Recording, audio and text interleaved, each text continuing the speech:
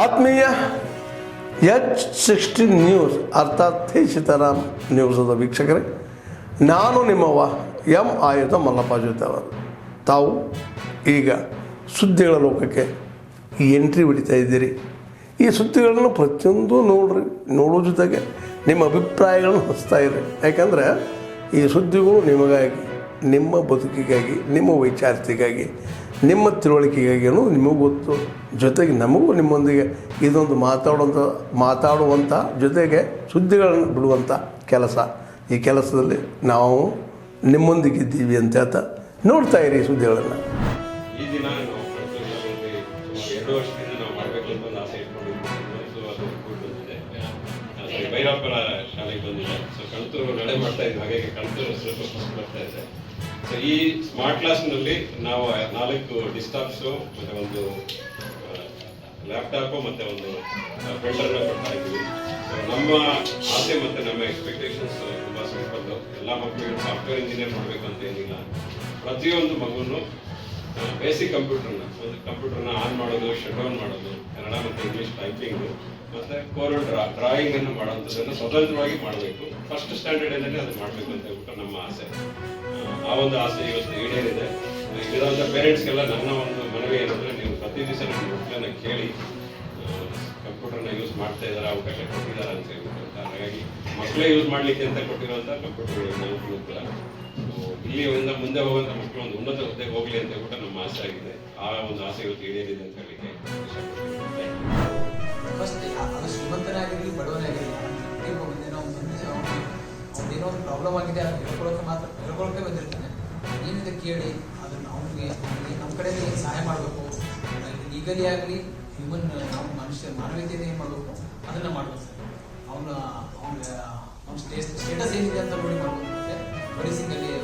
ಕಷ್ಟ ಆಗುತ್ತೆ, ಆ ಟೈಮ್ ಕಷ್ಟ ಆಗುತ್ತೆ ನಿಮಗೆ, ಪ್ರೆಸರ್ ಬರ್ತದೆ.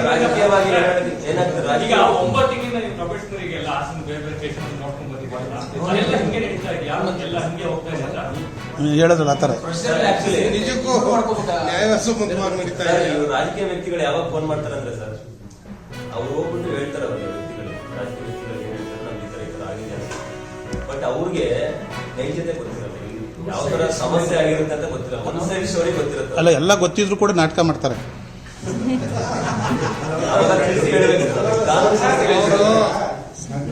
ಕಾನೂನು ಈ ತರ ಇದೆ ಅಂತ ತಿಳಿಸಿ ಅಲ್ಲ, ನಿಮ್ಮ ಮನಸ್ಸಿಗೆ ಹೆಂಗಂತ ತಿಳ್ಕೊಳಕ್ ನಾವು ಅಷ್ಟೇ ಕೇಳಿದ್. ನಾವು ನಿಮ್ಮ ಮನಸ್ಸಿಗೆ ಹೆಂಗ್ ಬರುತ್ತೆ ಅಂತ ನೀವು ಆಲ್ರೆಡಿ ಅರ್ಥ ಆಗಿದೆ. ಆ ಸ್ಟೇಷನ್ ಏನೇನು ನಡೆಯುತ್ತೆ ಎಲ್ಲ ಗೊತ್ತಿದ್ದು ನಿಮಗೆ ಆಲ್ರೆಡಿ. ವಿಷಯ ಹೇಳಕ್ಕಾಗಲ್ಲ ನಿಮ್ಮ ಕೈಲಿ ಅಷ್ಟೇ. ನಮ್ದು ಅನ್ಡಿಸ್ಟರ್ಬ್ ಮೈಂಡ್ ಅದ, ಪ್ಯೂರ್ ಮೈಂಡ್. ನಮಗೆ ಏನು ಪ್ರಾಕ್ಟಿಕಲ್ ಪ್ರಾಬ್ಲಮ್ಸ್ ಬಗ್ಗೆ ಗೊತ್ತಿಲ್ಲ. ಬಟ್ ಇವತ್ತಿಗೆ ಏನಂದ್ರೆ ನಾವು ಇವತ್ತಿಗೆ ಬಡವರ ಪರವಾಗಿ ನಿಂದಿರ್ತೀವಿ ಅಂತ ಹೇಳ್ತಾ ಇದೀವಿ. ಇದನ್ನು ಪ್ರಾಕ್ಟಿಕಲ್ ಯಾವಾಗ ಸ್ಟೇಷನ್ ಅಟ್ಯಾಚ್ ಆಗ್ತದೆ ಅವತ್ತು ನಿಂದಿರ್ತೀವಿ. ಏನು ಪ್ರಾಬ್ಲಮ್ ಅಂತ ನಮ್ಗೆ ಗೊತ್ತಾಗಿದೆ. ಹಂಗೆ ನಿಲ್ಲಿ ಅಂತ ಆಸೆ ನಮ್ಗೆ. ಬಂದಂಗೆ ಎಷ್ಟೇ ಕಷ್ಟ ಆದ್ರೂ ಬಿಡಬೇಡಿ, ನಿಲ್ಬೇಕು ಹಂಗೆ.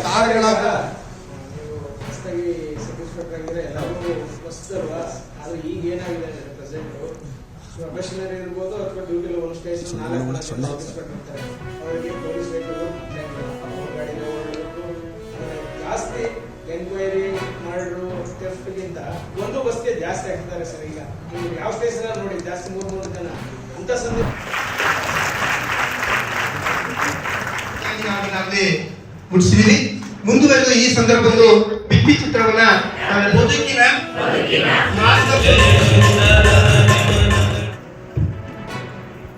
ಇಟ್ಕೊಂಡು ಹೋಗಿರ್ತಕ್ಕಂಥ ವಸ್ತುವನ್ನ ಮಾರಾಟ ಮಾಡಬೇಕು. ನಮ್ಮ ಕೃಷಿ ಇಲಾಖೆಯ ಜಿಲ್ಲಾ ಪಂಚಾಯತ್ ಶಿವಮೊಗ್ಗನವರು ಕಾರ್ಯಕ್ರಮದಲ್ಲಿ ಏನು ನಾವು ನಮ್ಗೆ ತಿಂದ್ರೆ ಏನು 15 ಲಕ್ಷ ರೂಪಾಯಿಗೆ ಏರಿಸಿರ್ತಕ್ಕಂಥದ್ದಿದೆ. ಇವತ್ತು ರಾಜ್ಯದಲ್ಲಿ ಸುಮಾರು 6,400ಕ್ಕಿಂತ ಹೆಚ್ಚಿನ ಫಲಾನುಭವಿಗಳು ಏನು ನಾವು ಬಳಕೆ ಮಾಡ್ತಾ ಇರ್ತೀವಿ, ಬಳಕೆಗೆ ಯೋಗ್ಯವಾಗಿರ್ತಕ್ಕಂಥ ರೀತಿಯಲ್ಲಿ ಅಲ್ಲಿ ಸಂಸ್ಕರಣೆ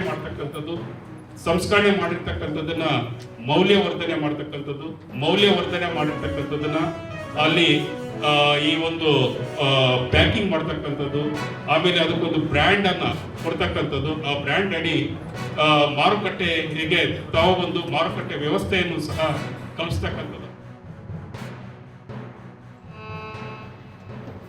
ಇತ್ಯಾದಿ. ಅದಕ್ಕೆ ಪ್ರೊಸೆಸ್ ಫುಡ್ ಅಂತ ಕರೀತಾರೆ.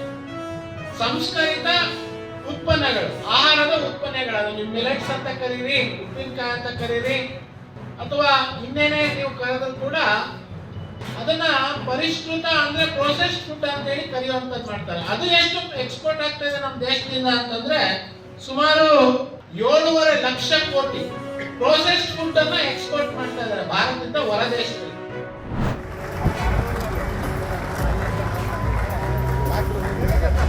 ಸರ್ ಸ್ವಲ್ಪ ಮುಂದುವರಿ.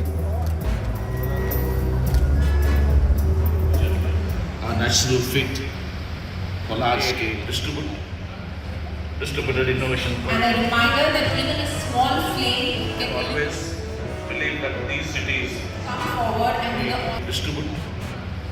distributed innovation. And I think now this cluster is also getting vertical specific and vertical focus capabilities. Hubli is fast becoming the very large scale sector integration skill set talent pool. We are getting a lot of chip designers from Hubli, Dharwad, and more importantly, the investments are multi-sector, right from fintech, AI. We have in manufacturing, like MP Saab was saying, we have it in aerospace. You will not believe certain parts of the iPhone that go to the US are now being manufactured in this cluster as well. So this is how much we are growing. And more importantly, what is really heartening is that we are looking beyond being just working in corporates.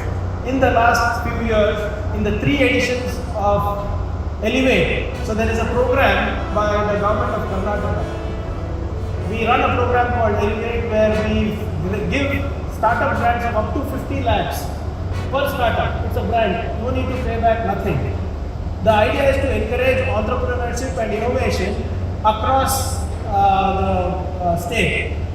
No state in India has funded over 1,000 startups. Only Karnataka is the only state to fund 1,000 startups.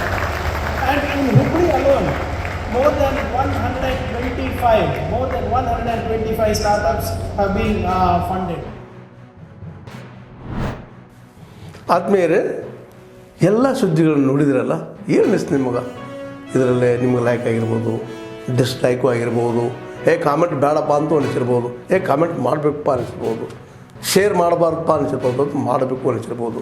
ಏನಾದರೂ ಆಗಲಿ share ಮಾಡ್ತಾಯಿರಿ, ಈ ನ್ಯೂಸ್ಗಳನ್ನ ಹಂಚ್ತಾಯಿರಿ, ಜೊತೆಗೆ ಇದಕ್ಕೆ subscribe ಆಗ್ತಾಯಿರಿ ಅಂತ ಹೇಳ್ತಾ H16 news ಅರ್ಥಾತ್ ಹೇ ಸೀತಾರಾಮ್, ಇದು ಸತ್ಯದ ಕೈಗೆ ನಡಿ. ವಂದನೆಗಳು.